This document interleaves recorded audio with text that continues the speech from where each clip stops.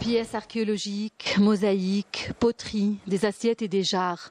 Pièces de monnaie ou encore des bustes sommeil au cœur du musée de Sétif, situé en plein cœur de la ville. Des objets qui nous replongent dans une époque très ancienne, allant de la préhistoire à l'époque médiévale en passant par l'Antiquité. Premier musée ouvert après l'indépendance de l'Algérie, avec des normes muséales.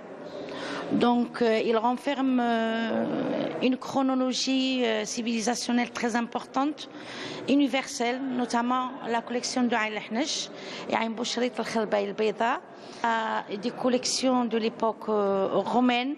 On a aussi la collection de Sétif islamique qui date du 9e siècle, 10e siècle, et on a aussi la collection de la Qal'a de Beni Hamed, site classé patrimoine mondial de l'humanité. Le musée est riche d'une collection d'œuvres d'art, fruits des différentes campagnes de fouilles menées à Sétif et qui ont permis de dégager les monuments de la ville antique.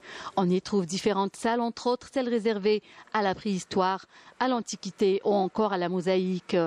C'est un musée qui englobe des collections nationales avec une autorité universelle telle que la mosaïque. On a une collection très importante de la mosaïque qui date entre le 3e et la fin du 4e siècle, telle que la Bacchus. On a la Bacchus, une mosaïque unique dans le monde de par sa technique et aussi la thématique qu'elle enferme, son africanité, ainsi que sa bonne conservation. Le musée de Sétif attire de plus en plus de visiteurs curieux de découvrir les petites merveilles, notamment les pièces de monnaie de l'ère ottomane. Sans doute l'une des plus belles œuvres exposées dans l'enceinte du musée, la mosaïque de Bacchus, qui est exceptionnelle en plus de celle de Vénus, la déesse de l'amour et de la beauté. C'est la première fois que je rentre au musée de Sétif. Il y a différents objets, entre autres des ruines romaines. Je suis curieux de découvrir ces pièces que je trouve bien.